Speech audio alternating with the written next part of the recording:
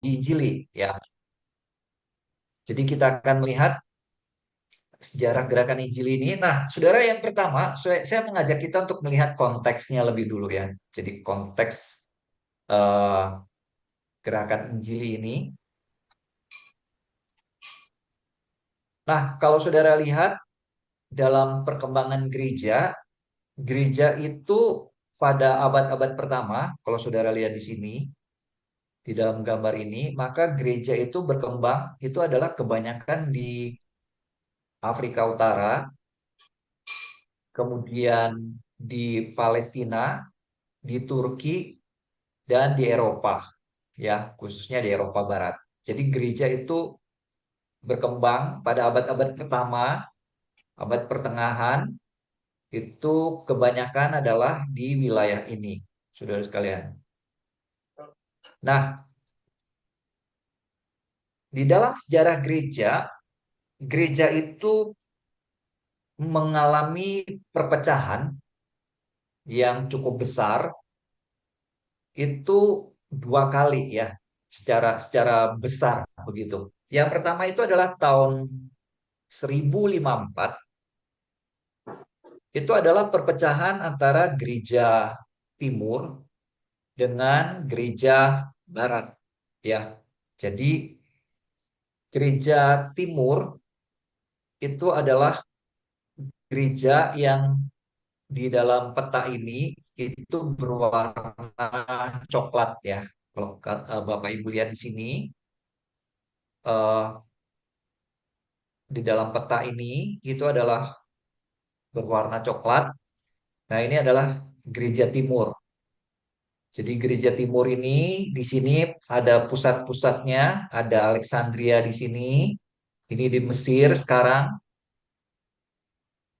eh ya, Pak Diaken Budi mungkin jangan dicoret-coret ya Pak punya saya. Jadi nanti saya nggak jelas tunjukinnya. Eh, iya, kemudian ada pusatnya juga di Yerusalem, dan kemudian di Antioquia dan di Konstantinopel. Ini adalah gereja timur. Dan kalau kita lihat di sini Roma, ini pusatnya ini adalah gereja barat. Nah, perpecahan ini timbul karena perdebatan tentang Allah Tritunggal, khususnya tentang Roh Kudus. Itu apakah keluar hanya dari Bapa atau juga keluar dari Bapa dan Anak ya. Jadi gereja-gereja barat itu mengakui bahwa Roh Kudus itu keluar dari Bapa dan Anak, sedangkan gereja timur hanya mengakui bahwa Roh Kudus itu keluar dari Bapa. Perdebatan ini menimbulkan perpecahan teologis sehingga tahun 1054 itu utusan gereja Roma itu datang ke Konstantinopel, dan di sana kemudian utusan gereja Roma itu mengatakan bahwa gereja Konstantinopel, gereja timur itu adalah sesat, dan sebaliknya akhirnya Patriark Gereja Konstantinopel, Gereja Timur itu kemudian juga menyatakan melalui utusan daripada Gereja Roma itu bahwa Gereja Roma itu juga adalah sesat. Jadi kedua gereja ini uh, terpisah akhirnya. Dan kita bersyukur belakangan ini kita melihat bahwa Paus yang baru, Paus Leo itu berusaha untuk kemudian mencoba untuk melakukan pendekatan, uh, untuk mencoba untuk mendamaikan, untuk mencoba saling mendekatkan antara dua gereja ini ya. Jadi itu tahun 1054. Nah, kemudian pada tahun 1517, maka kita melihat ada perpecahan yang berikutnya di gereja barat. Jadi di gereja barat itu, di sini kita melihat ini adalah gereja barat di sini. Gereja Barat ini akhirnya kemudian juga mengalami perpecahan. Kita tahu bahwa tahun 1517 itu Martin Luther memakukan 95 tesisnya di kota Wittenberg, sehingga dari sana mulailah muncul gereja-gereja reformasi atau gereja-gereja Protestan. Nah, di sini kita melihat di sini peta ini kita melihat bahwa gereja-gereja Protestan itu akhirnya terbagi menjadi beberapa aliran. Kita melihat di sini ada gereja-gereja yang sangat dipengaruhi dengan Luther, itu berwarna ungu. Ini ada kebanyakan di Jerman, kemudian Swedia, Denmark, eh, daerah Finlandia. Sekarang ini adalah daerah-daerah yang dipengaruhi dengan teologi dari Martin Luther. Dan kemudian Calvinis, kita lihat ini di Swiss di sini, kemudian di Belanda di sini juga ini dipengaruhi dengan Calvinis, dan di Skotlandia di sini. Jadi ini daerah-daerah yang sangat dipengaruhi dengan Calvinisme, dan juga termasuk nanti di Hongaria di sini itu dipengaruhi dengan Calvinisme, dan Anglikan ini ada di Inggris ya. Ini kebanyakan adalah gereja eh, Protestan ya. Nah, ini konteksnya. Jadi konteks daripada gerakan Injili, gerakan Injili itu muncul di kalangan Protestan ya. Jadi gerakan Injili itu kebanyakan atau gereja gereja atau gerakan Injili itu muncul di gereja gereja Protestan. Nah, sekarang kita melihat kepada gerakan Injili ini sendiri ya. Gerakan Injili ini sendiri, kita bisa mengatakan bahwa gerakan Injili sendiri ini memiliki lapisan-lapisannya. Jadi untuk kita melihat apa itu gerakan Injili dan untuk memahami gerakan Injili, itu kita mencoba untuk melihat narasi atau cerita dari munculnya gereja Injili ini, gerakan Injili ini.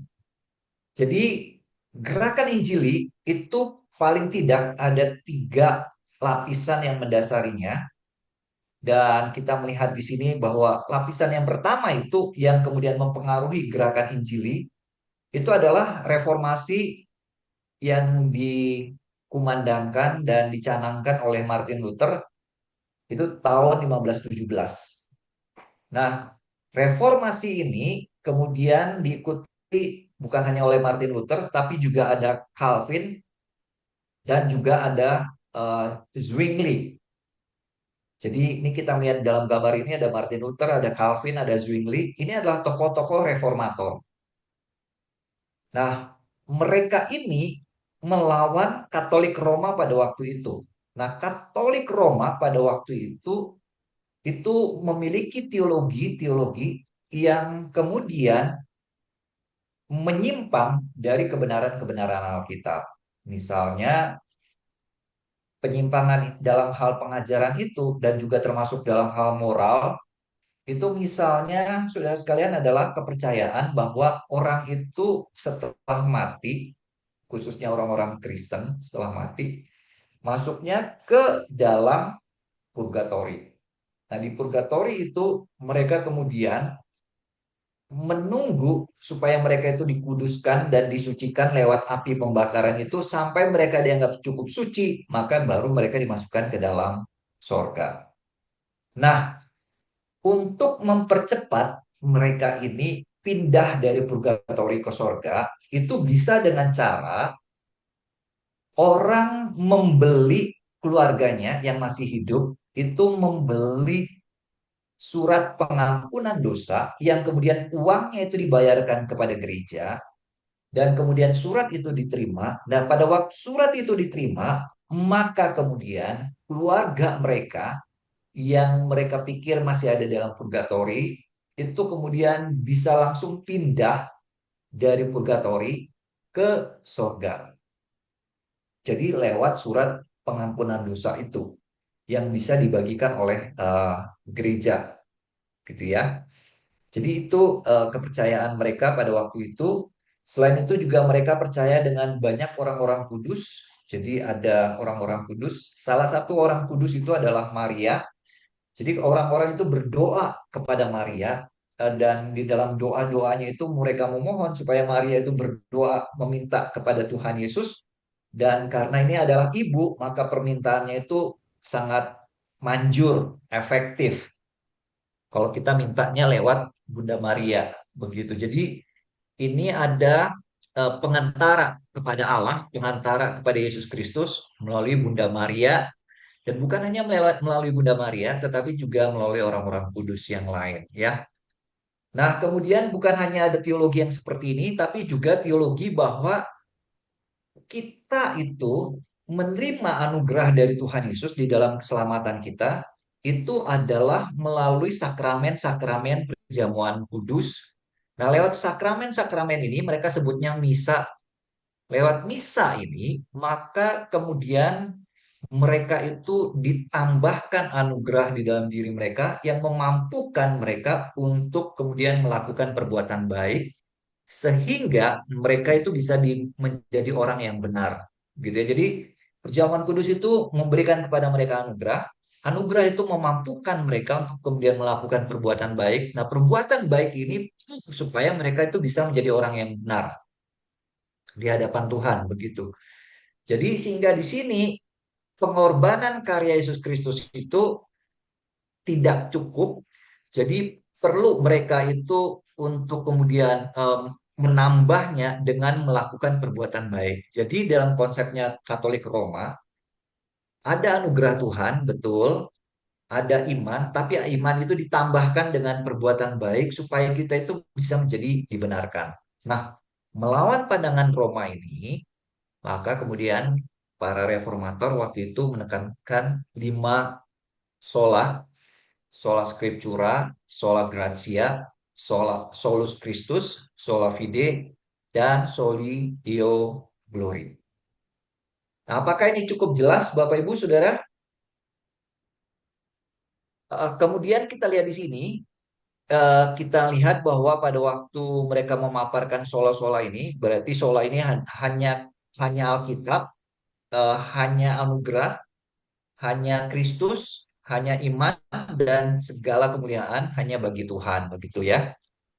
Nah, saudara, dari prinsip-prinsip reformasi ini, kita mewarisi gerakan Injili itu mewarisi dan menerima konsep-konsep dasar yang kita ambil dan adopsi dari para reformator, yaitu khususnya dalam hal ini adalah sola scriptura, hanya Alkitab. Maksudnya hanya Alkitab itu adalah bahwa Alkitab itu otoritas tertinggi di dalam kehidupan iman maupun juga dalam kehidupan tingkah laku. Jadi otoritas tertinggi di dalam kehidupan orang-orang Kristen itu bukan gereja, bukan juga pemimpin-pemimpin gereja yaitu paus, tetapi yang menjadi otoritas tertinggi dalam kehidupan orang Kristen itu adalah firman Tuhan, yaitu Alkitab itu sendiri. Jadi di dalam masalah tingkah laku dan di dalam masalah perbuatan, hanya Alkitab menjadi otoritas tertinggi. Dan yang berikutnya yang juga diterima oleh orang-orang Injili, itu adalah pembenaran hanya oleh iman. Jadi kita dibenarkan itu hanya oleh iman semata-mata, saudara sekalian. Jadi kita dibenarkan hanya lewat iman. Nah, ini yang kemudian diterima oleh orang-orang Injili. Dan ini menjadi prinsip atau teologi juga yang dianut oleh orang-orang Injili. Jadi kita akan menemukan bahwa kita sebagai orang-orang Injili itu sangat menekankan bahwa segala sesuatunya itu harus berdasarkan Alkitab. Apa yang Alkitab ajarkan itu menjadi sesuatu yang sangat penting buat kita sebagai orang-orang Injili. Sehingga di dalam kita berteologi, kalau Bapak, Ibu, dan saudara-saudara perhatikan, maka saudara akan melihat bahwa di kalangan kita sebagai orang-orang Injili selalu penting kita bertanya apa yang Alkitab katakan, apa yang Alkitab ajarkan. Karena buat kita, Alkitab itu adalah menjadi otoritas tertinggi, dan juga kepercayaan kita bahwa kita itu hanya dibenarkan oleh iman semata-mata tanpa melalui perbuatan baik kita. Nah, tokoh-tokoh reformatornya itu adalah Martin Luther, John Calvin, dan Ulrich Zwingli, ya. Jadi dari mereka kita menerima sola scriptura, dan saudara tidak akan menemukan ini banyak di kalangan ekumenikal, di kalangan eh, di kalangan eh, sinode-sinode atau di kalangan klasis yang lain. Ya, penekanan terhadap Alkitab sola scriptura dan pembenaran hanya oleh iman, saudara sekalian, itu menjadi bagian yang penting di dalam teologi Injili. Nah, yang kedua, saudara sekalian, yang kemudian akhirnya juga mempengaruhi Injili. Jadi selain daripada sola scriptura tadi, justification by faith yang kita terima dari eh, reformator, yang kedua itu adalah gerakan kebangunan rohani. Jadi di Inggris dan di Amerika pada waktu itu muncul pengkhotbah-pengkhotbah yang mereka itu berkhotbah bukan di gereja tapi di jalanan, ya, di jalanan, di lapangan, yang kemudian mengajak orang-orang itu bertobat. Nah, kenapa ini muncul eh, pengkhotbah-pengkhotbah yang kemudian khotbah di jalan, di lapangan? Saudara, karena pada waktu itu gereja pada waktu itu hanya menjadi gereja tradisi semata-mata. Jadi akhirnya orang Kristen menjadi orang Kristen itu hanya karena tradisi, gitu ya. Kalau kita umpamakan di Indonesia ini, di daerah-daerah yang tradisional Kristen, kalau ditanya kenapa kamu menjadi Kristen, itu bukan karena pilihan saya, kemauan saya, tapi memang ya dari dulu orang tua saya udah jadi Kristen, kakek nenek saya jadi orang Kristen, kakek buyut saya dan nenek buyut saya udah jadi orang Kristen, ya kita jadi orang Kristen lah. Jadi akhirnya Kristen itu hanya sekedar menjadi tradisi. Nah, pada waktu kekristenan itu hanya sekedar menjadi tradisi, maka akhirnya yang terjadi adalah bahwa meskipun mereka mengaku sebagai orang Kristen, tapi kehidupan moralnya itu bobrok banget. Kehidupan moralnya jadi tidak sesuai dengan apa yang kita ajarkan. Kehidupan moralnya itu menjadi kehidupan yang tidak baik, ya.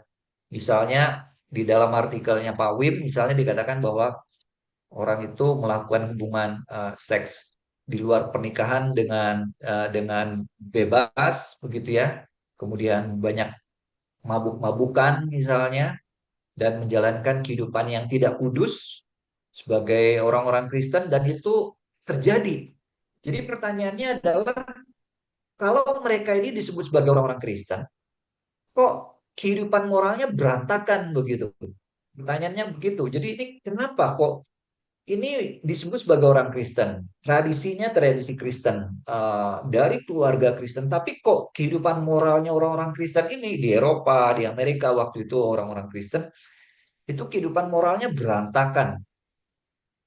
Dan bukan hanya kehidupan moralnya berantakan, tapi juga kehidupan rohaninya itu tidak otentik. Artinya kehidupan kerohanian yang saudara tidak menunjukkan betul-betul sebuah komitmen kepada Tuhan, sebuah kesetiaan kepada Tuhan, kekudusan di dalam hidup kepada Tuhan, itu nggak muncul itu. Keotentikan betul-betul saya tuh kalau dibilang saya mengasihi Tuhan, itu betul hatinya mengasihi Tuhan, begitu. Itu nggak muncul di situ. Jadi kalau orang dikatakan juga saya itu mau taat percaya kepada Tuhan, itu kepercayaan kepada Tuhan itu nggak muncul. Jadi kehidupannya ya sekedar berlalu sesuai dengan tradisi. Jadi itu problem gereja pada waktu itu. Nah, sehingga muncul pengkhotbah-pengkhotbah rohani yang terkenal yang mengajak orang-orang Kristen itu bertobat.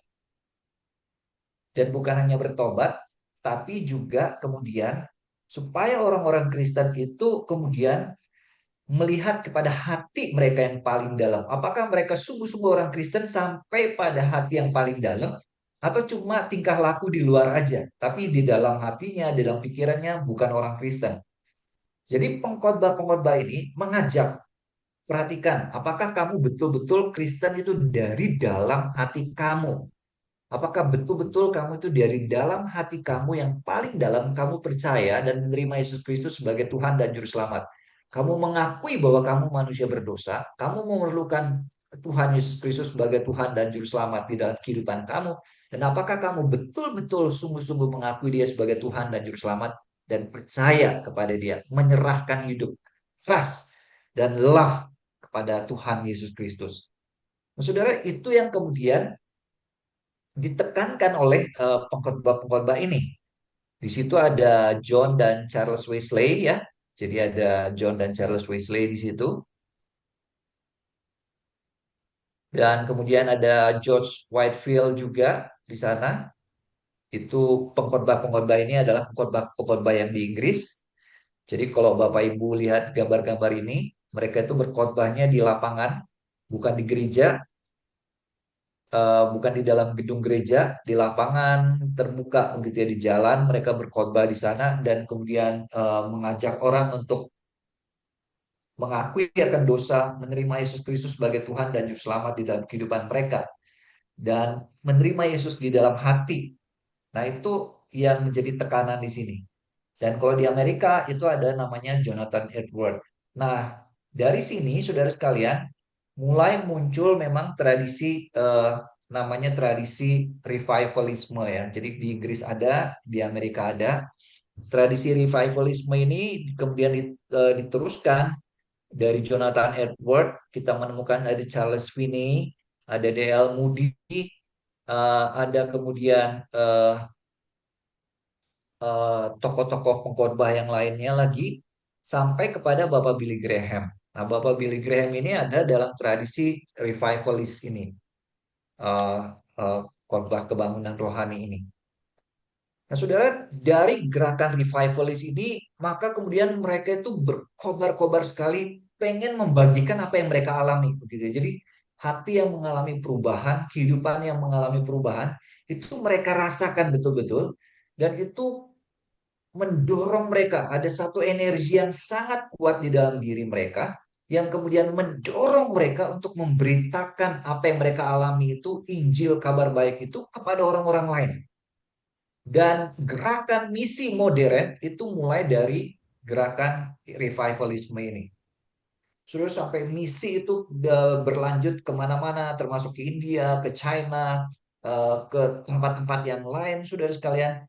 Itu dimulai dengan gerakan revivalisme ini, saudara sekalian. Jadi penginjilan modern itu digerakkan oleh karena gerakan kebangunan rohani ini, saudara sekalian. Sehingga kemudian mulai muncul penginjilan kemana-mana, saudara sekalian. Jadi mereka itu sangat menekankan pekabaran Injil, saudara ya. Jadi mereka menekankan pekabaran Injil.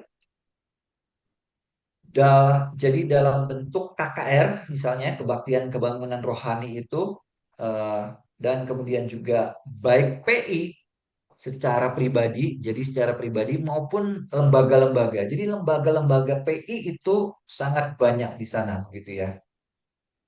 Nah, mereka juga menekankan bahwa Injil kabar baik itu perlu diterima secara pribadi dari dalam hati seseorang lewat pertobatan, dan kemudian eh, pertobatan itu seharusnya mengubah diri seseorang mulai dari dalam hatinya, kemudian keluar dalam kehidupan sehari-hari.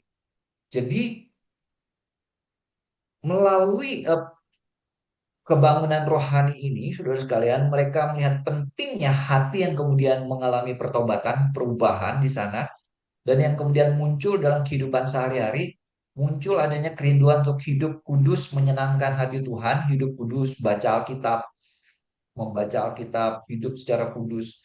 Kemudian juga hidup untuk memberitakan Injil. Apa yang sudah diterima itu dan sudah dialami, pengen di-sharingkan kepada orang lain, disampaikan kepada orang lain. Jadi muncul dalam eh, kehidupan sehari-hari, di dalam bentuk kehidupan yang kudus, di dalam kehidupan yang mengalami perubahan, dan ada kerinduan untuk memberitakan Injil kepada orang lain. Nah, sehingga di sini, saudara, gerakan PI ini, gerakan yang sifatnya itu transdenominasi. Jadi meskipun ada denominasi-denominasi Lutheran, Calvinis, dan denominasi yang lain, tetapi kemudian gerakan-gerakan PI ini merangkul orang-orang ini. Jadi mereka tidak pentingkan tata cara ibadah, tata cara bergerejanya, tidak penting. Yang penting orang itu mengalami keselamatan. Bagaimana orang itu mengalami keselamatan? Melalui mengakui akan keberdosaannya, menerima Yesus Kristus sebagai Tuhan dan Juru Selamat di dalam kehidupan pribadi. Jadi ini yang menjadi eh, tekanan daripada gerakan Injili. Nah, saudara, dari gerakan ini, saudara sekalian, yang kedua, lapisan yang kedua ini, maka orang-orang Injili, kalau saudara perhatikan, itu sangat menekankan tentang pertobatan. Ini salah satu yang membedakan kita dari teman-teman dari kalangan ekumenikal. Kalau Bapak Ibu, saudara-saudara melihat kepada gereja-gereja GKI yang lain, saudara tidak akan melihat ada banyak penekanan kepada pertobatan. Hati yang bertobat, mengakui dosa, menerima Yesus Kristus sebagai Tuhan, sebagai Juru Selamat, saudara tidak akan ketemu itu banyak di kalangan gereja-gereja yang non-injili, saudara sekalian. Saudara tidak akan banyak ketemu itu. Tapi orang-orang Injili sangat menekankan bahwa kita itu perlu mengalami pertobatan. Dan pertobatan itu mulai dari dalam hati yang kemudian muncul dalam kekudusan, saudara. Dan yang kedua, yang berikutnya, kita menerima juga adalah bahwa iman itu bukan diwariskan. Tapi iman itu personal. Satu-satu artinya, saudara untuk diselamatkan, saudara tidak bergantung pada orang tua, kepada gereja, kepada komunitas, tapi saudara bergantung kepada diri saudara sendiri, bagaimana saudara mengimani Yesus Kristus. Jadi keselamatan itu bergantung secara pribadi, saudara sekalian. Tidak berdasarkan orang tua, tidak berdasarkan komunitas, tidak berdasarkan gereja, tapi bergantung kepada bagaimana saudara mengakui dan percaya kepada Yesus Kristus sebagai Tuhan dan Juru Selamat. Jadi sifatnya pribadi, saudara sekalian, dan berakar di dalam hati, saudara. Dan kemudian sifatnya yang transdenominasional, saudara. Ini yang dipelajari oleh orang-orang Injili. Jadi orang-orang Injili pada waktu kita KKR misalnya, khususnya pada waktu zamannya Pak Tong, yang penting adalah dari gereja manapun itu, entah itu dari GKI, dari kemudian Koitang, GKY, dari Kalang Kudus, Gereja Baptis atau apa, pokoknya sama-sama dengar khotbah KKR supaya orang itu mengalami keselamatan begitu. Itu ciri daripada gerakan Injili, sifatnya transdenominasi, gitu ya. Nah, ada pertanyaan dulu nggak di sini? Sudah sebelum saya lanjut ya, karena kayaknya udah terlalu banyak info.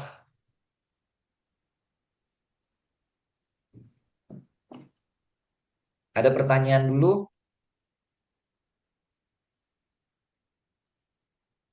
Tanya Buksu. Ya, silahkan. eh Terkait dengan proses perkembangan denominasi gereja yang saat ini ada di kita, ini yang paling banyak mempunyai nilai pengaruh itu apakah dalam konteks perpecahan awal antara Barat dan Timur atau saat ini yang lebih dominan itu adalah perpecahan antara Katolik dengan kekristenan yang dimulai di tahun 1517 itu. Karena kalau kita melihat dengan berbagai macam latar belakang yang saat ini berkembang, itu eh, boleh dikatakan ada yang memang betul-betul masih konteksnya itu adalah konteks firman Allah itu sebagai Alkitab sebagai firman Allah. Tapi eh, mulai bermunculan itu konteks-konteks yang berbeda dari apa yang sebenarnya diperjuangkan oleh para pekabar Injil di tahun 1517 itu. Terima kasih. Ya, baik. Thank you untuk pertanyaannya. Kalau Bapak Ibu dan saudara-saudara melihat latar belakang daripada gerakan Injili ini adalah ada di dalam konteks gereja reformasi Protestan. Jadi bukan di gereja Katolik, juga bukan di gereja Ortodok Timur, tapi di gereja Protestan. Jadi di gereja Protestan ini muncul yang namanya gerakan Injili ini. Jadi kalau ditanya gerakan Injili ini menerima pengaruh sangat banyak dari gerakan reformasi, begitu ya, dan ada di kalangan gereja Protestan. Dan pengaruhnya yang kita lihat yang pertama tadi sudah adalah eh, reformasi itu sendiri. Dan yang kedua ini adalah gerakan kebangunan rohani yang muncul di Inggris dan di Amerika yang kemudian memberikan penekanan yang berbeda. Jadi kita bisa mengatakan bahwa gerakan Injil ini lebih banyak dipengaruhi memang oleh eh, Protestanisme gitu ya atau reformasi. Itu aja kali ya. Ada respon mungkin?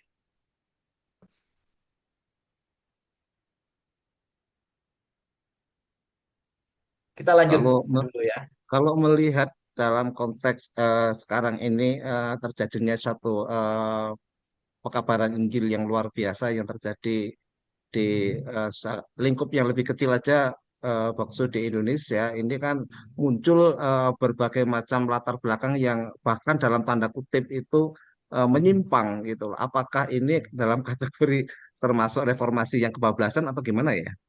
Iya, eh, nah di dalam gerakan reformasi itu kan muncul banyak sekali denominasi. Jadi kan ada gereja Ortodok, gereja Katolik, gereja Protestan. Nah, gereja Protestan ini muncul kan tadi ada gereja Lutheran, ada gereja Calvinis, ada gereja Anabaptis. Dan nanti dari sini ada Anglikan. Nah, di Anglikan itu muncul lagi namanya gereja Metodis, ada gereja Puritan, gereja Baptis juga begitu. Itu muncul dari gereja di Inggris. Nah, kemudian gereja Calvinis itu muncul ada gereja Calvinis yang di Skotlandia, ada gereja Calvinis yang muncul di Belanda begitu ya. Nah, dari Belanda itu datang bawa ke Indonesia, itu muncul gereja-gereja GKI.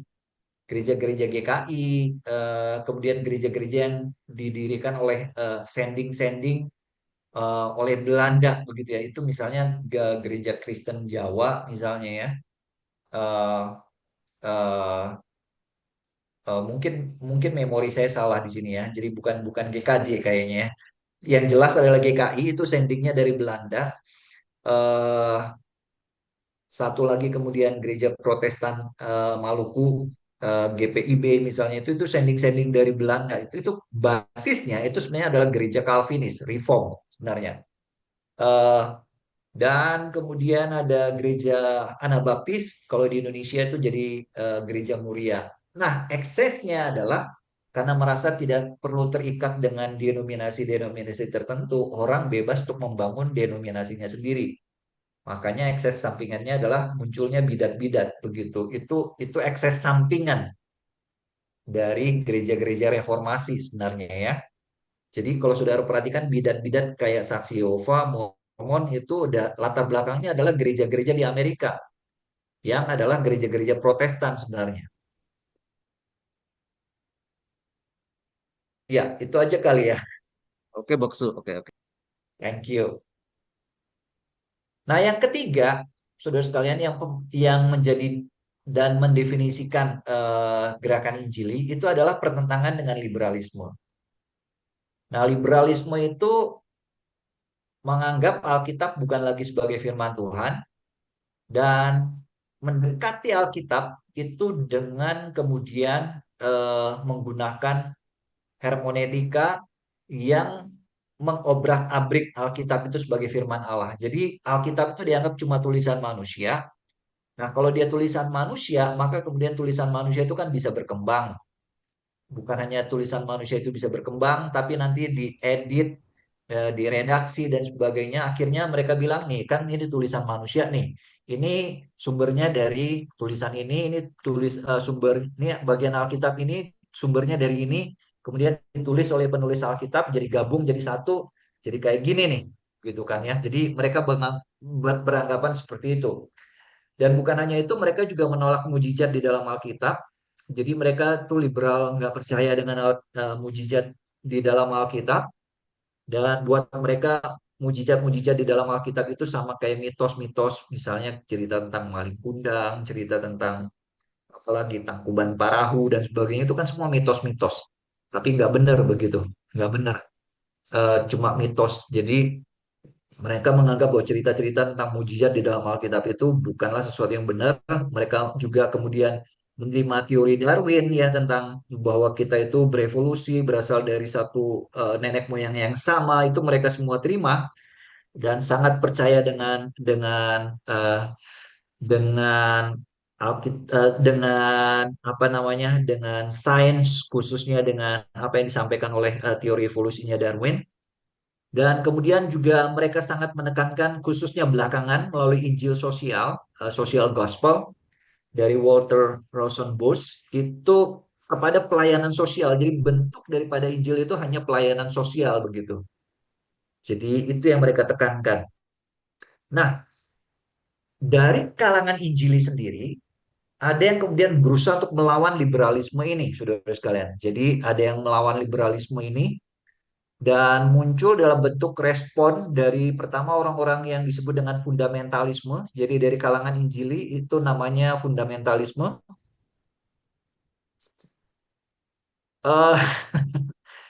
Eh, tolong jangan dicoret-coret ya Pak. Saya tidak tahu ini mungkin anaknya kali ya. Cuma eh,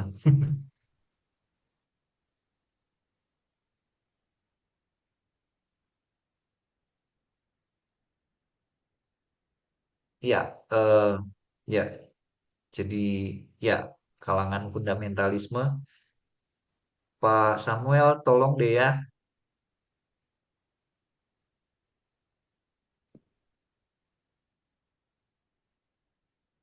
Ya, jadi kalangan fundamentalisme dan Injili melawan liberalisme, saudara sekalian, dan mereka kemudian kalangan ini berusaha untuk memegang doktrin-doktrin ortodoks, saudara sekalian, seperti ketidakbersalahan Alkitab, mujizat Kristus, kelahiran anak darah, kematian Kristus yang menggantikan manusia berdosa, dan kebangkitan tubuh, saudara sekalian ya. Uh, ya, jadi kalau mau didefinisikan, uh, ya ini bisa ditolong dihapus nggak ya? Coba. Uh, tapi saudara masih paling nggak masih bisa bacakan ya. Ya, saudara. Jadi kalau ditanya apa itu gerakan Injili, saudara sekalian, maka gerakan Injili itu adalah cabang di dalam kekristenan, saudara sekalian. Jadi cabang di dalam kekristenan Protestan, saudara sekalian ya, yang kemudian memiliki kepercayaan kepada keyakinan Kristen Ortodok tradisional dan historis sebagaimana yang terdapat dalam Perjanjian Baru dan diartikulasikan serta ditegaskan kembali dalam Reformasi Protestan dan dalam pembelaan kekristenan Ortodok historis pada abad ke-20, saudara sekalian. Jadi poinnya adalah yang pertama adalah orang-orang Injili itu percaya kepada historic Christianity. Maksudnya historic Christianity itu apa? Doktrin-doktrin ortodok yang dipegang oleh gereja mulai dari abad pertama sampai kepada kita sekarang. Misalnya Alkitab itu sebagai firman Allah itu dipegang dari gereja abad pertama sampai kepada kita sekarang. Kemudian kepada ketuhanan Yesus Kristus itu dipegang dari gereja mula-mula sampai kepada kita sekarang. Karya penebusan di dalam Yesus Kristus itu dipegang oleh gereja pertama sampai kepada kita sekarang. Allah yang Tritunggal itu, saudara, itu juga yang dipegang. Jadi artinya dengan kata lain bahwa orang-orang Injili itu adalah orang-orang yang percaya pada kekristenan yang ortodok, gitu ya, kepada kekristenan yang historik yang berakar daripada PB sampai kepada kita sekarang.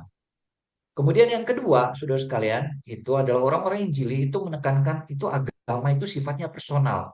Personal itu maksudnya bukan artinya individualis, bukan itu. Maksudnya adalah bahwa keselamatan itu diterima hanya oleh respon orang itu. Jadi kalau orang itu memberikan respon percaya kepada berita Injil, maka dia selamat. Itu tidak bisa diwakilkan oleh orang lain. Itu hanya bisa dikerjakan oleh dia. Dan juga respon itu harus keluar dari dalam hati. Bahwa Kristus itu berakar dan bertahta di dalam hati kita. Jadi kepercayaan ini yang kemudian eh, menjadi kepercayaan orang-orang Injili. Dan yang ketiga, sudah sekalian menjadi ciri daripada orang-orang Injili, itu adalah upaya untuk memberitakan Injil kabar baik kepada orang-orang lain. Jadi ada semangat untuk melakukan Injil dan melakukan pelayanan sosial juga. Jadi sebagai bagian dari pelayanan Injil ya, pekabaran Injil. Jadi melakukan pelayanan sosial juga. Jadi kalau kita lihat karakteristik daripada gerakan Injil ini sendiri, karakteristiknya adalah yang pertama mengakui Alkitab sebagai otoritas tertinggi tanpa salah, inerrant. Yang kedua itu adalah karya penebusan Yesus Kristus yang berdasarkan identitas Yesus Kristus sebagai Allah dan manusia. Dan karya penebusan ini yang menyelamatkan manusia dari dosa-dosa yang diterimanya dengan iman. Dan kemudian yang ketiga, cirinya adalah pertobatan kelahiran kembali. Itu merupakan karya Roh Kudus yang mengubahkan hati manusia dan memancar keluar melalui kehidupan sehari-hari. Dan kemudian yang terakhir itu adalah semangat untuk memberitakan Injil. Eh, jadi kaum Injili itu memberikan prioritas kepada penginjilan sebagai konsekuensi orang-orang yang telah menerima Injil. Baik, saya pikir cukup sampai di sini. Saudara mungkin ada pertanyaan dan ada respon, ada tanggapan. Saya persilahkan. Silakan Bapak Ibu, ada yang mau bertanya? Paling nggak saya berharap saudara bisa mengerti, memahami kenapa saudara menganut pandangan Injili. Kenapa klasis priangan itu disebut sebagai Injili? Apa yang kemudian membedakan klasis priangan ini sebagai Injili dengan klasis yang lain yang non Injili, begitu ya. Saya berharap itu aja. Kalau Bapak Ibu dan saudara-saudara bisa mengerti itu, kayaknya pembinaan ini udah cukup berhasil, begitu ya.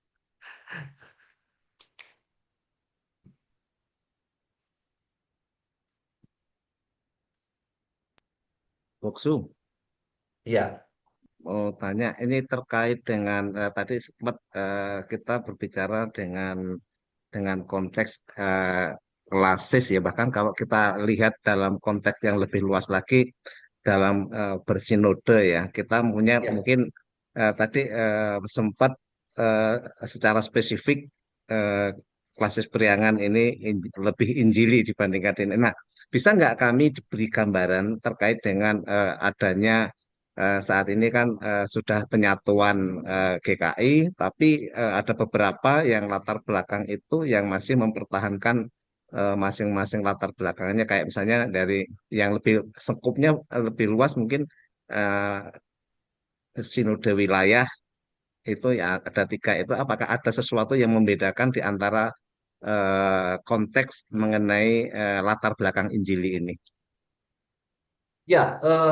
Kalau Bapak Ibu perhatikan di GKI secara umum itu kebanyakan teologinya adalah ekumenikal.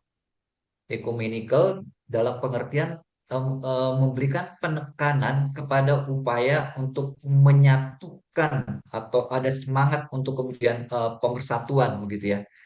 Nah, selain semangat untuk mempersatukan ekumenikal itu, gerakan ekumenikal itu juga sangat menekankan pelayanan sosial. Nah, ini didapatnya dari mana? Dari Injil Sosial, Walter Rosenbusch. Itu yang kemudian menjadi ciri daripada gerakan ekumenikalisme begitu. Dan salah satu aspek lain daripada ekumenikalisme itu adalah mereka sangat menekankan konteks dibandingkan dengan Alkitab begitu. Jadi eh, penekanan kepada relevansi, penekanan kepada pelayanan yang kontekstual sampai kemudian itu akhirnya mengubah teologi dan pandangan seseorang itu menjadi sesuatu yang sangat mereka tekankan gitu. Jadi buat mereka dari kalangan-kalangan kalangan tertentu di GKI. Karena begini, saudara sekalian ya, kalau kita baca pengakuan iman GKI itu sendiri, pengakuan imannya itu memang rada-rada Bartian gitu ya. Nah, tapi ini kan yang menjalankan teologinya itu kebanyakan kan orang-orang daripada lulusan dari UKDW maupun dari STFT Jakarta. Nah, kebanyakan teologinya ini adalah teologi ekumenikal begitu. Jadi semangatnya memang berusaha untuk mempersatukan begitu ya, tapi akhirnya demi persatuan itu maka kemudian eh, yang terlalu intoleran ini kayak orang-orang Injili ini dianggap ini terlalu nggak bisa merangkul semua, nggak bisa untuk menyatukan semua. Ini banyak intoleran. Dan yang berikutnya itu juga adalah semangat untuk pelayanan sosial yang sangat kuat, itu warisan dari Walter Rosenbusch.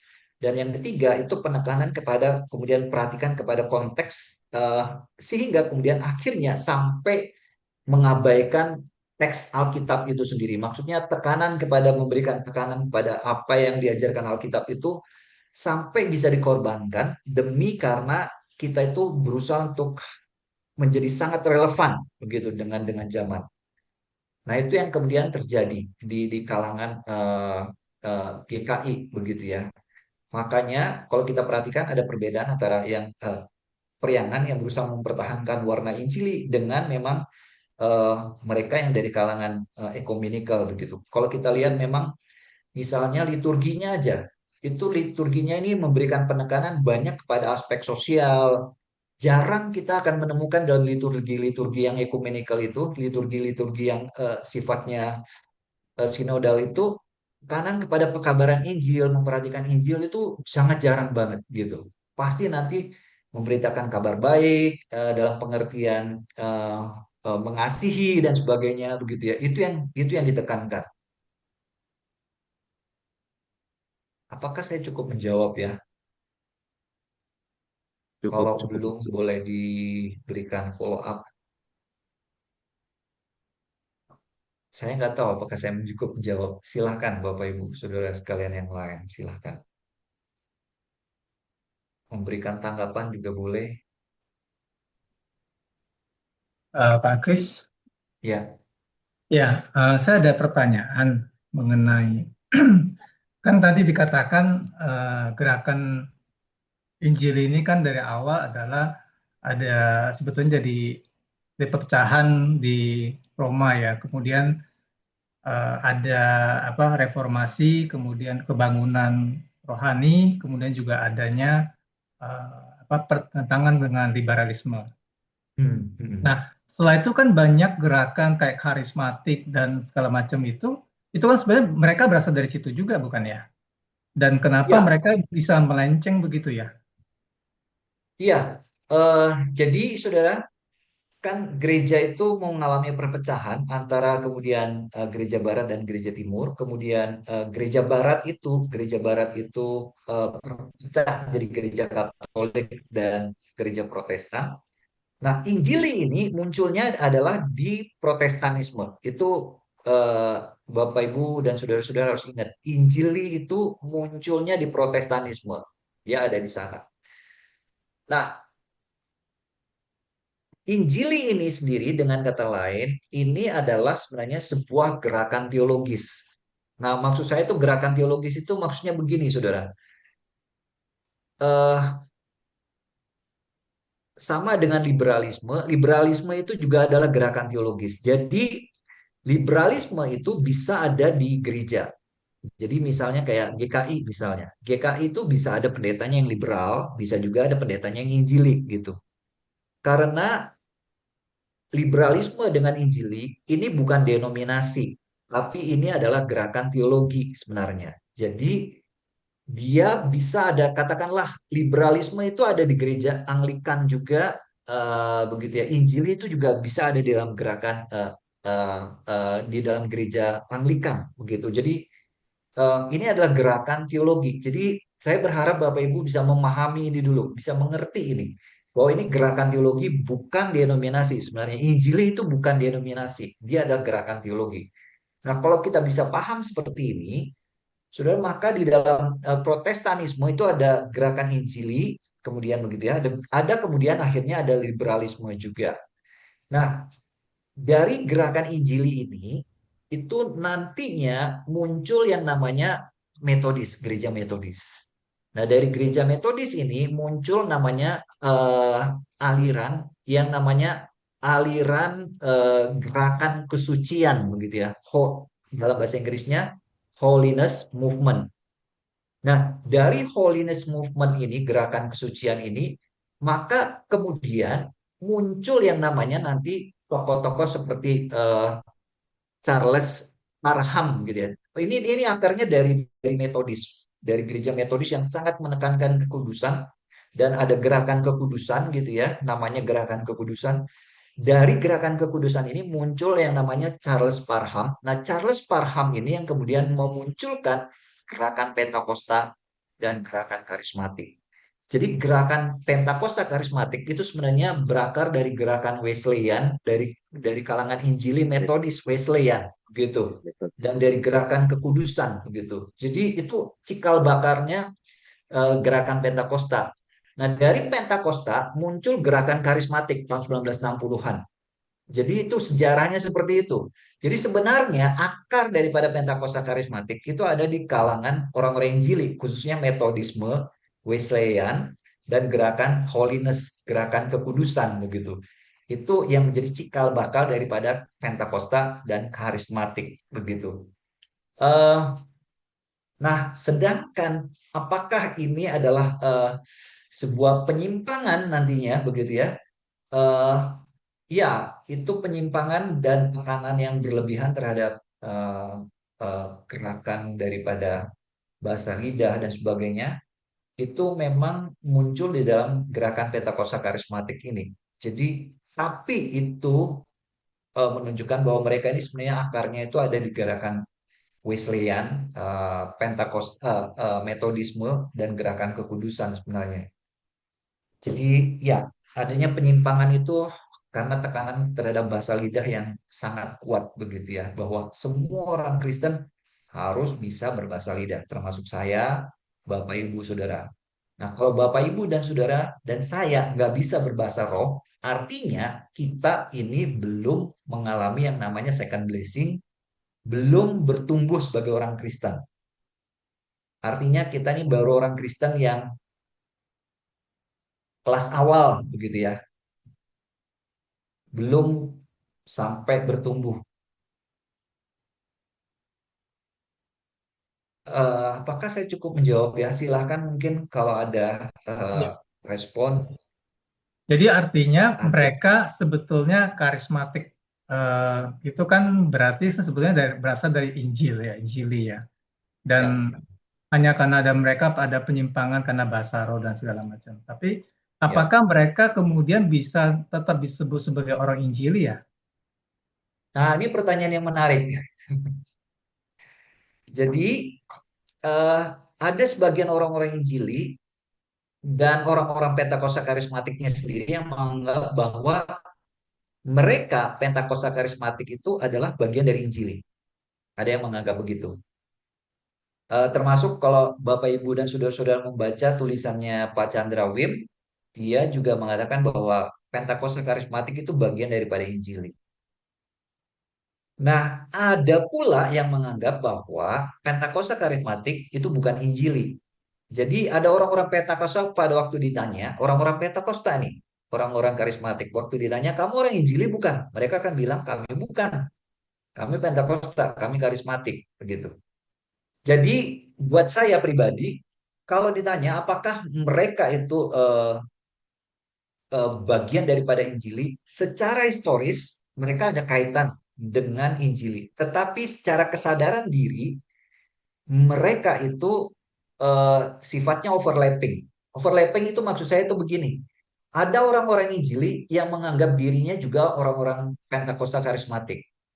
Jadi Injili yang kita sebut sebagai Injili yang Pentakosta karismatik. Yang percaya kepada bahasa roh, yang percaya kepada karunia-karunia roh begitu. Jadi, tapi mereka mengaku orang Injili begitu. Nah, ada juga orang-orang Pentakosta yang mengaku dirinya Injili gitu. Jadi ada overlapnya di sini. Nah, tapi ada orang-orang Pentakosta, banyak orang-orang Pentakosta yang mengakui enggak, kami bukan orang Injili begitu. Kamu Pentakosta karismatik begitu jelas mereka. Jadi saya menganggapnya sebagai overlap gitu. Nah, orang-orang Pentakosta karismatik itu sekarang mungkin 500-an juta orang gitu ya. Orang Protestan itu 400-an juta, 430-an berapa gitu. Itu sensus yang lama begitu ya. Tapi orang Pentakosta karismatik sekarang ini lebih banyak dari orang Protestan.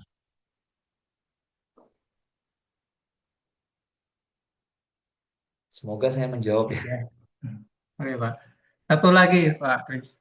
Eh, kalau kita bilang kita adalah orang Injili, berarti apakah bisa dikatakan ciri-cirinya adalah berdasarkan kayak tadi yang sudah dikatakan sola scriptura, sola gratia, sola fide, segala macam itu seperti itu ya? Betul, betul. Jadi ciri-ciri orang Injili itu ini Pak.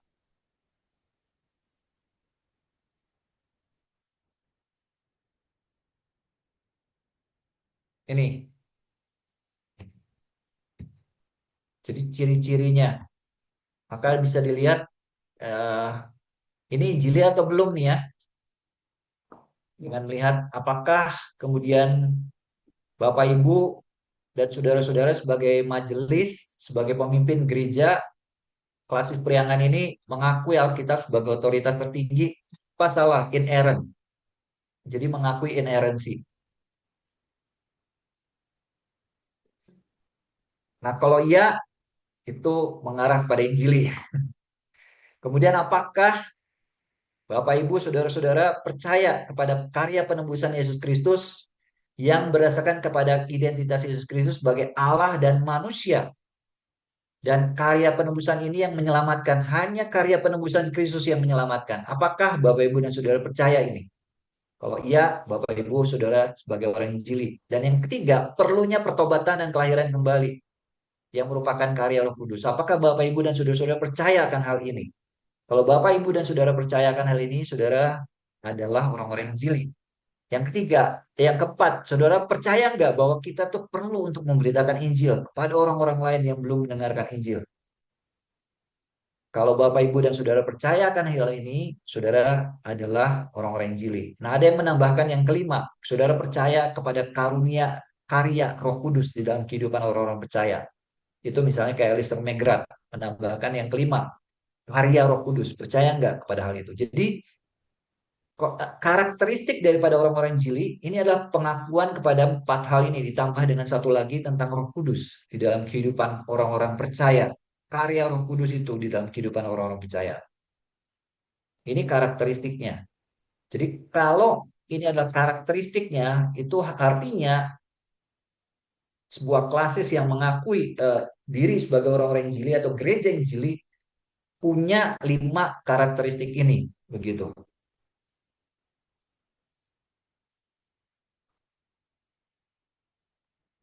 Ya, clear, Pak Kris. Terima kasih. Ya, ada lagi mungkin tanggapan, ada respon, komentar, silahkan mungkin ada yang lain mungkin silahkan. Pak mau nanya Pak Iya, silahkan Pak. Herman.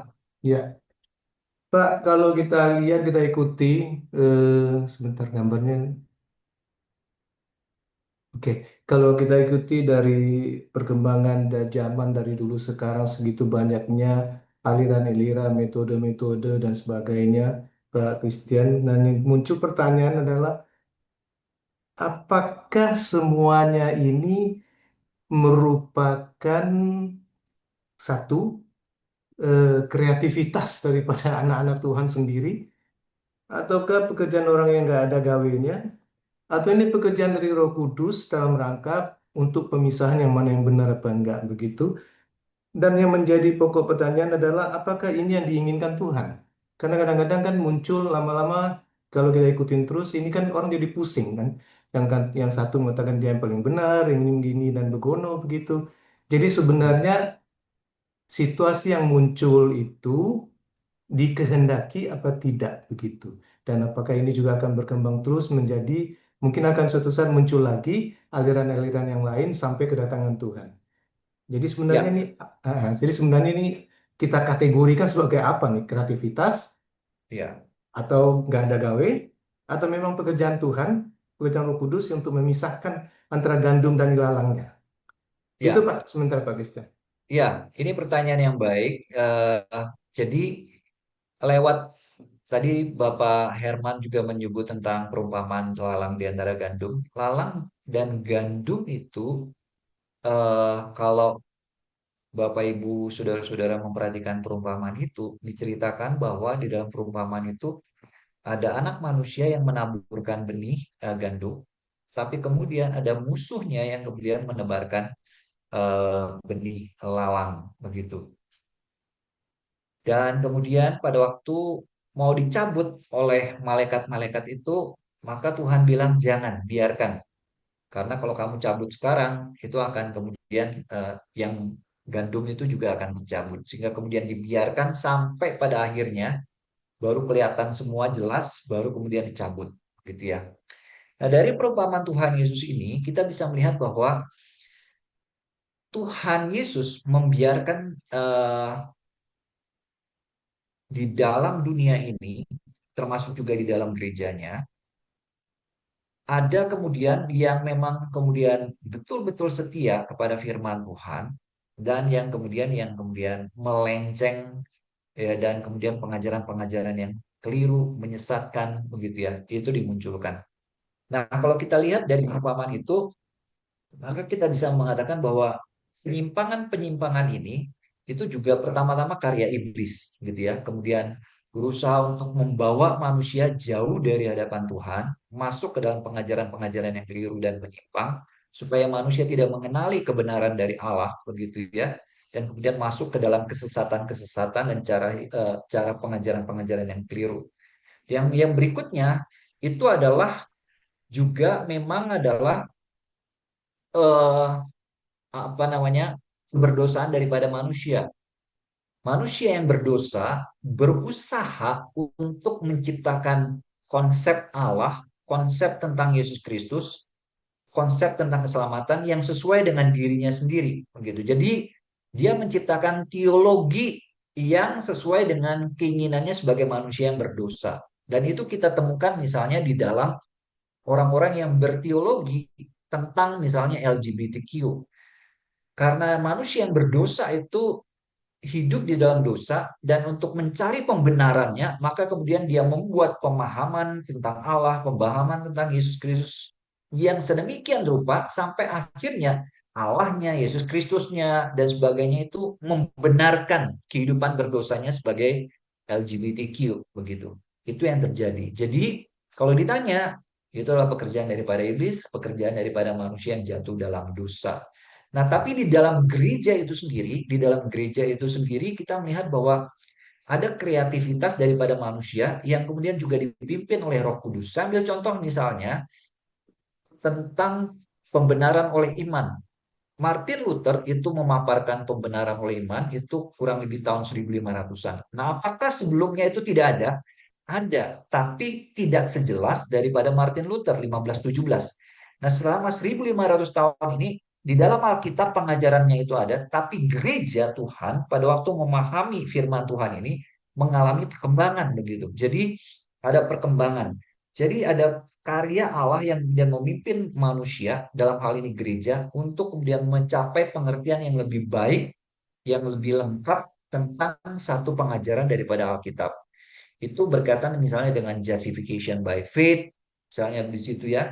Kemudian sola fide misalnya itu makin jelas begitu dipaparkan, eh, dan makin dipahami dengan lebih baik lagi begitu. Jadi eh, yang satu sisi penyesatan itu adalah karena iblis dan manusia yang berdosa, kemudian tapi di sisi yang lain di dalam perkembangan gereja yang benar ini ada kreativitas manusia yang dipimpin oleh Roh Kudus yang kemudian memimpin orang-orang itu memahami kebenaran dengan lebih baik. Nah, di dalam pertemuannya terjadi bentrokan begitu ya di situ. Pengajaran-pengajaran yang menyimpang ketemu dengan pengajaran-pengajaran yang benar, dan gereja itu akhirnya mengatakan itu pengajaran yang sesat, menyimpang dan sebagainya gitu.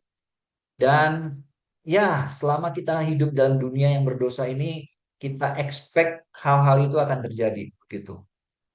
Begitu ya. Eh, yang tadi Bapak Herman bilang, apakah itu karena memang nggak ada kerjaannya yang mikirin tentang hal-hal seperti itu begitu ya. Tapi ya, eh, itu bagian daripada Dikenalin harus ada teman.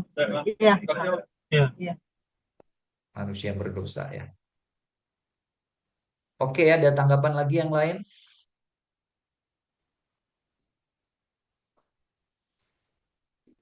Ya, saya berharap banget supaya Bapak Ibu nih sebagai pemimpin gereja di kelas Priangan betul-betul bisa memahami ini ya dengan baik ya, supaya ngerti tuh perbedaannya dengan baik gitu ya.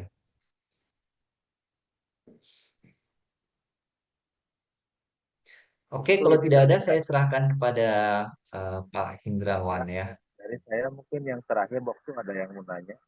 Ya, Oke, silakan. ini eh, yang lihat dari sejarah awal gitu kan, antara Katolik dan Kristen itu kan ada pergerakan reformasi itu ya. Nah, yang saya tahu sekarang itu, kalau misalkan gereja Katolik itu ya, kalau pindah ke Kristen atau agama lain itu susah. Jadi mereka tidak mengeluarkan surat pindah itu. Hmm. Nah, terus kalau seumpama misalkan contoh yang itu ya, saya kan dulu Katolik, terus kan Hmm. akhirnya jadi Kristen gitu. Hmm. Nah, kan baptis di Katolik, Kristen Hmm. jadi, nah begitu Katolik lagi, misalkan ikut misa gitu ya. Nah, Hmm. kalau ikut kayak apa perjamuan gitu, kayak kosti itu nggak boleh, karena Hmm. dianggapnya kan murtad gitu, udah tidak Hmm. agama. Nah itu. Hmm. Terus kalau bedanya sama Kristen Protestan itu kan welcome ya, dia Hmm. mau pindah ke agama itu juga asesasi kan, mau keluar Hmm. atau masuk itu welcome. Nah, ini Hmm. perbedaan ini apakah ada hubungannya, kaitannya dengan latar belakang waktu di awal gitu? Karena Betul. reformasi itu, apakah ada hal-hal seperti itu? Terus yang tadi dikatakan ada berapa itu 59 apa itu? Ya yang Martin Luther itu. Nah, Hmm. kira-kira menurut pandangan Boksu gimana ya? Iya, betul sekali Pak Hindrawan. Jadi itu berkaitan dengan memang sikap daripada gereja Roma Katolik terhadap eh, Martin Luther. Jadi sebenarnya Martin Luther itu tidak mau membangun gereja baru. Bukan itu tujuannya dia. Dia itu mau mengkritik. Jadi sebenarnya dia memakukan 95 tesis itu sebenarnya adalah semacam sebuah ajakan untuk berdebat gitu. Bahwa ini praktek-praktek yang keliru nih dari gereja dan dia mau itu untuk kemudian dibenahi sebenarnya.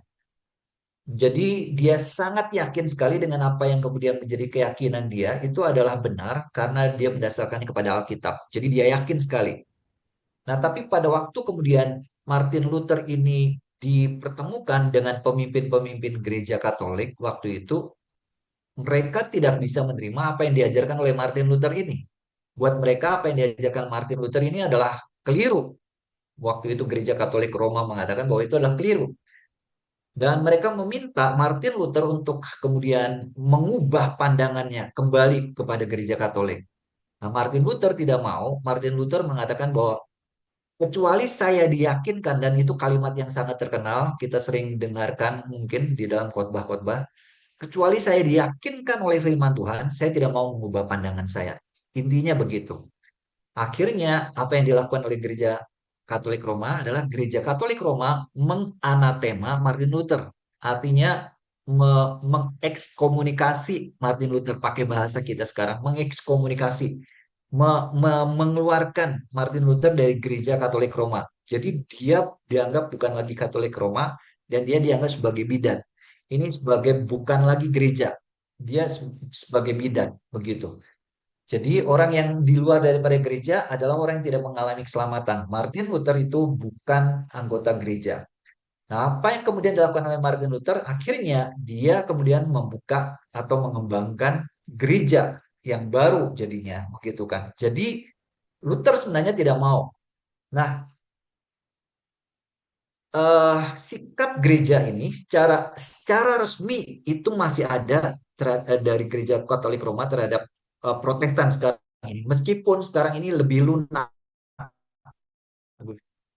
Jadi misalnya secara resmi gereja Katolik Roma menganggap bahwa ini Protestan ini dia sebutnya sebagai saudara yang kemudian menyimpang begitu. Jadi tetap kalimatnya katanya itu adalah saudara, saudara dalam iman tapi yang kemudian menyimpang begitu. Jadi masih masih lunak begitu. Tapi secara resmi memang gereja Katolik Roma menganggap bahwa gereja Protestan ini adalah gereja yang menyimpang begitu, bukan gereja yang benar begitu. Sampai mereka itu kembali kepada gereja Katolik Roma begitu. Nah, dan ini diperburuk dengan memang menurut saya di Indonesia itu Kristen dengan Katolik itu dianggap sebagai dua agama yang berbeda. Jadi kalau mau menikah, Katolik misalnya mau menikah dengan orang Protestan atau orang Protestan menikah dengan orang Katolik, itu harus ganti KTP gitu. karena ini dianggap sebagai dua agama yang terpisah. Padahal Ya, kalau kita di tempat-tempat yang lain, kita tidak pernah menganggapnya ini sebagai dua agama. Satu, sama seperti Islam gitu ya, satu, Kristen satu gitu. Jadi cuma di Indonesia. Jadi ini di Indonesia lebih dibuat lebih kompleks begitu ya. Oke, kayaknya eh, cukup kali ya. itu ada satu lagi mungkin ya, ini yang terakhir ya.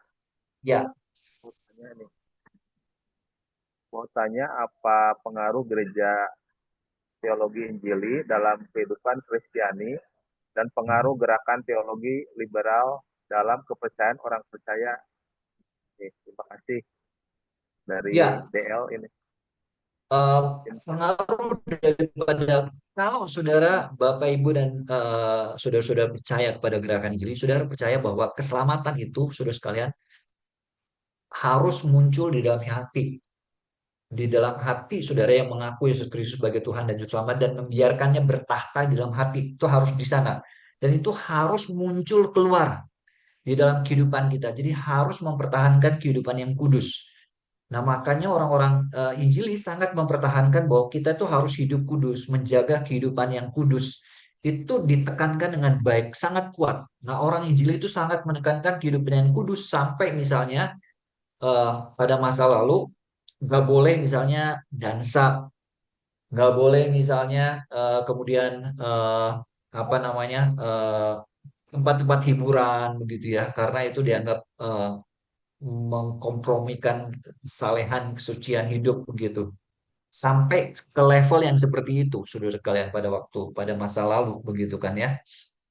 Nah, jadi dia kalau saudara mengakui teologi Injili, saudara harus menerima itu bahwa kita itu harus hidup kudus, ada perubahan dalam kehidupan kita yang dulu sebelumnya adalah berdosa dengan tanpa ada hambatan apa-apa, tapi sekarang mengerti bahwa saya harus perlu hidup kudus dan perlu juga membagikan karya Kristus yang sudah mengubah hidup saya ini kepada orang lain.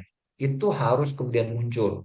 Nah, kalau saudara percaya kepada teologi daripada kalangan ekumenikal, saudara percaya bahwa saudara harus hidup eh, merelevankan apa yang menjadi teologi saudara dalam kehidupan saudara dengan cara bagaimana? Dengan cara kemudian membela hak-hak orang yang tertindas, begitu ya. Jadi hak-hak orang-orang yang mengalami penindasan, ketidakadilan dan sebagainya. Jadi mereka akan lebih menekankan hal-hal itu, masalah ketidakadilan, penindasan, begitu ya, eh, masuk ke dalam eh, upaya untuk kemudian menyuarakan suara suara kekristenan di kalangan pemerintahan dan sebagainya, itu mereka sangat tekankan hal-hal seperti itu. Jadi dengan kata lain, teologi itu kalau kita hidupi dengan serius akan mempengaruhi kehidupan kita. Seperti apa kita hidup, gitu ya.